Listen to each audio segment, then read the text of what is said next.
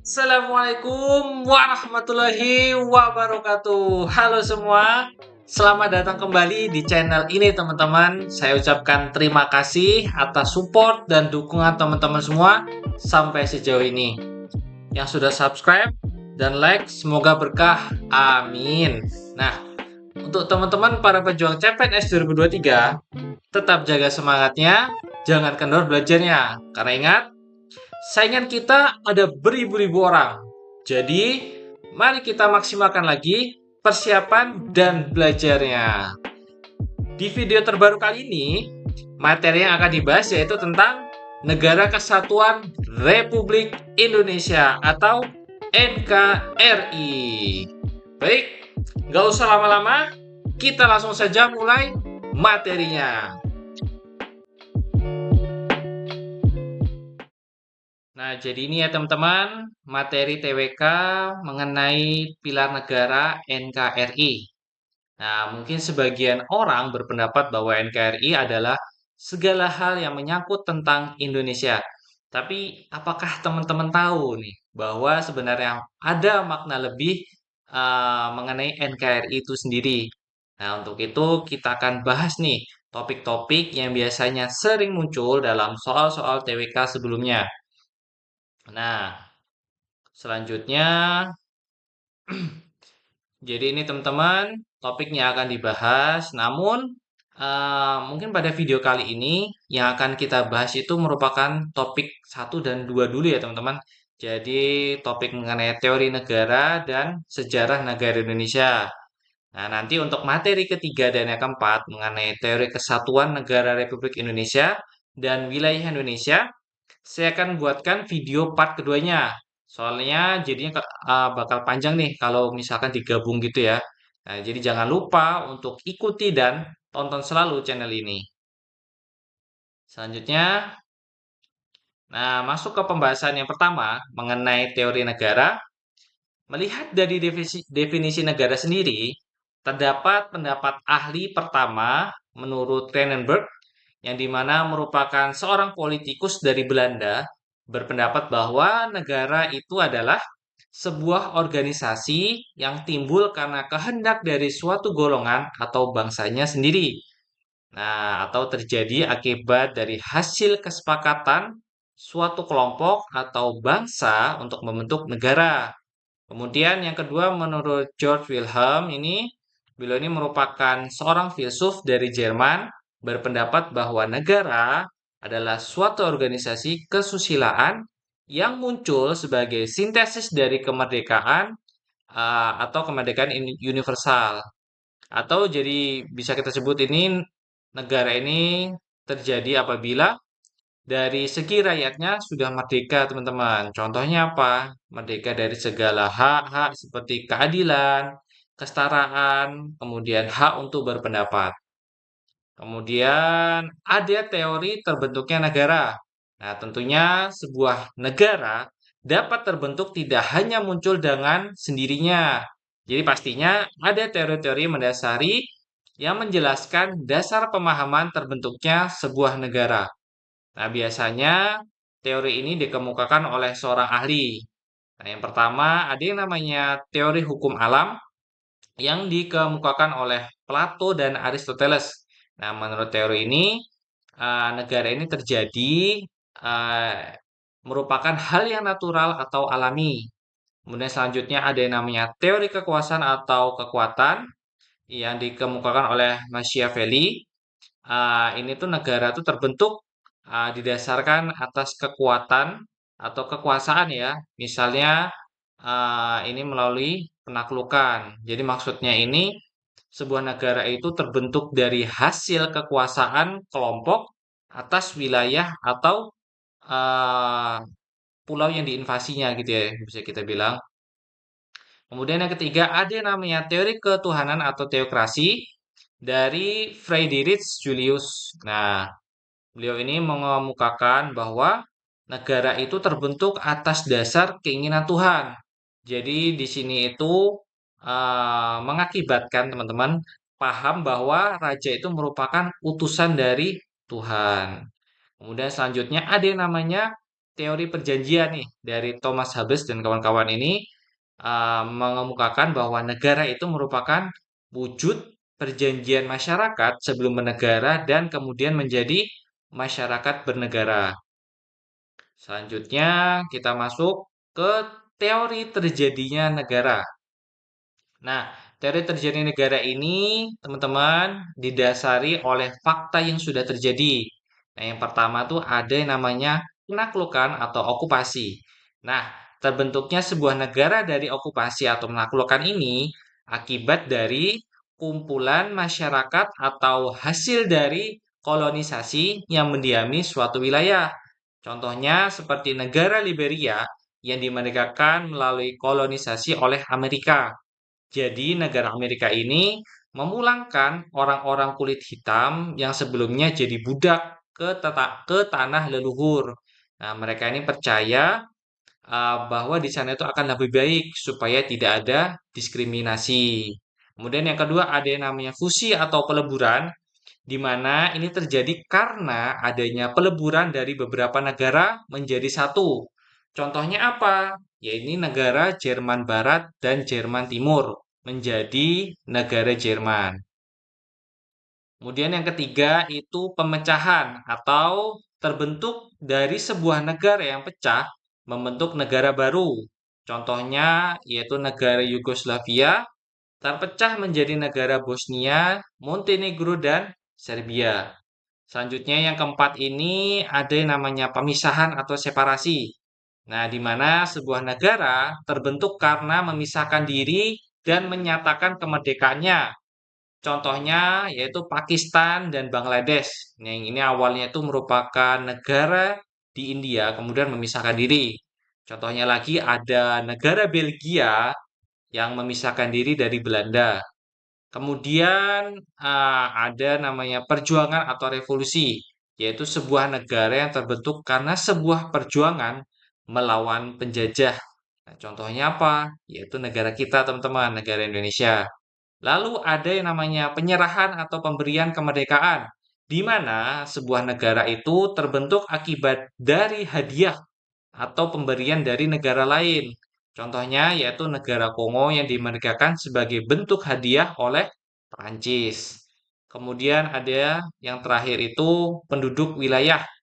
Nah, jadi ini tuh negara yang terbentuk karena adanya penduduk wilayah asli yang mendiami wilayah atau pulau tersebut. Contohnya adalah negara Australia yang awalnya dihuni oleh suku aborigin. Selanjutnya kita masuk pada bagian bentuk negara nih. Bentuk negara seperti yang teman-teman tahu, kalau setiap negara itu tentu punya bentuk negaranya masing-masing. Contohnya seperti Indonesia dengan negara kesatuannya dan Amerika dengan serikatnya.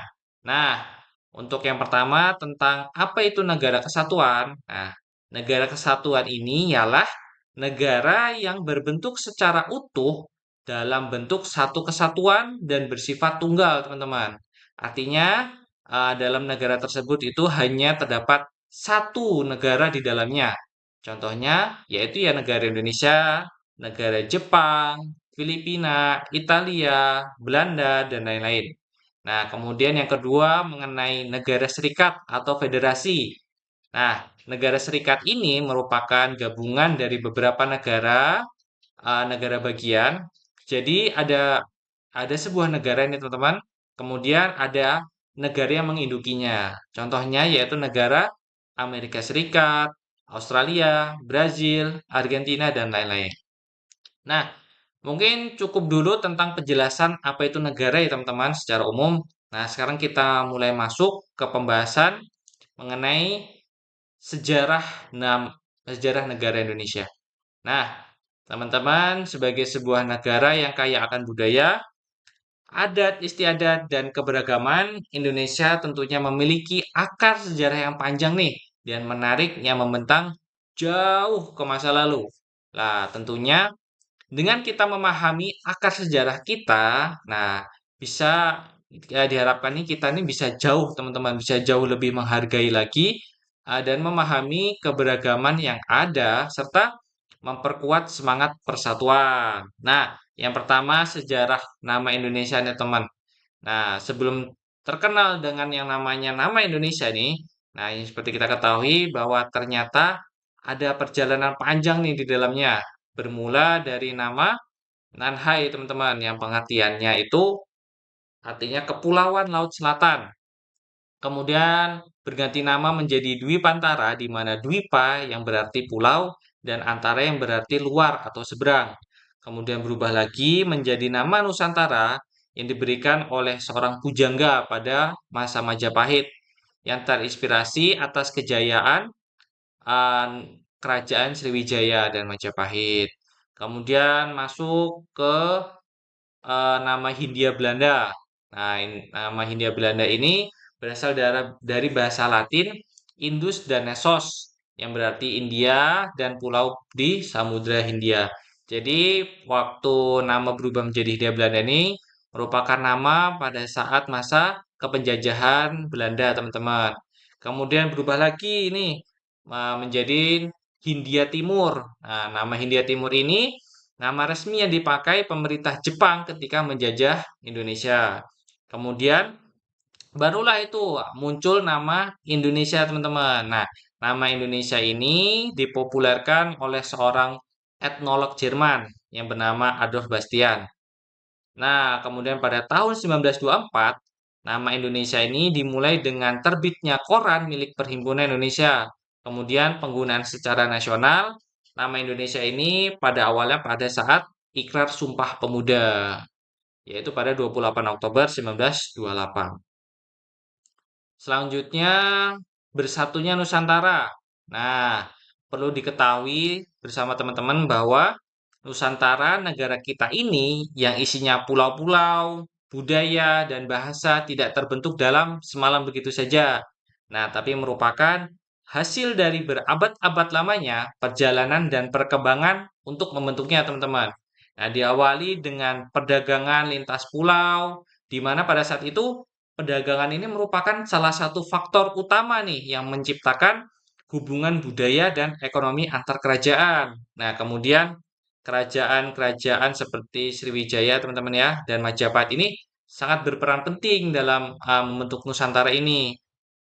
Nah, seperti yang kita ketahui bahwa uh, Kerajaan Sriwijaya dan Majapahit ini melakukan yang namanya hubungan perdagangan, kemudian pertukaran pengetahuan, teknologi, kemudian masuknya agama Hindu-Buddha, kemudian melakukan diplomasi antar kerajaan, dan melakukan invasi ya teman-teman, penaklukan wilayah-wilayah kecil yang menjadi nanti di bawah kekuasaannya.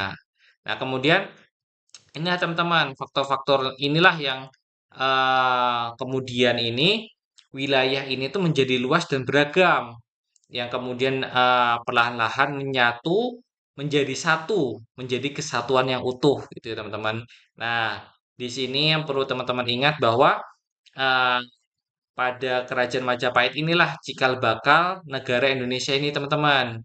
Nah, ini itu dipelopori oleh seorang patih nih, Patih Gajah Mada, di mana patih ini itu merupakan patih yang sangat disegani, yang terkenal dengan namanya Sumpah Palapa, gitu ya, teman-teman. Selanjutnya, ini teman-teman. Nah, sebuah negara yang terdiri dari beberapa wilayah otonom signifikan yang memiliki pemerintahan dan wewenang aturannya sendiri seperti administrasi, pendidikan, kebijakan lokal, dan hukum pidana. Namun di sisi lain negara tersebut harus tunduk pada segala bentuk aturan dan wewenang yang mengatur urusan-urusan nasional pemerintah pusat. Bentuk negara ini disebut A. Konfederasi, B. Monarki absolut, C. Republik Federasi, D. Kesatuan, E. Monarki konstitusional.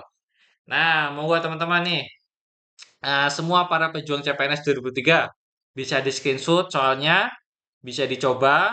Nanti teman-teman tulis jawabannya di kolom komentar. Nanti kita akan diskusi bareng. Saya sudah sediakan soalnya buat teman-teman coba belajar, cuma buat teman-teman coba latihan.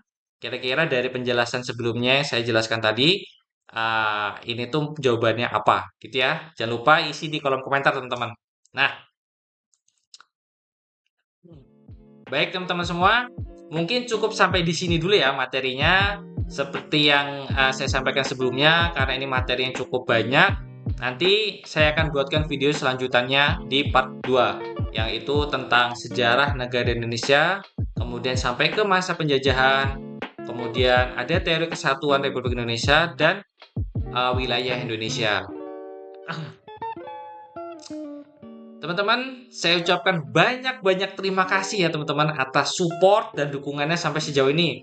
Semoga materi yang saya sampaikan ini bisa bermanfaat buat teman-teman semua sebagai persiapan teman-teman membantu teman-teman menghadapi tes CPNS 2023.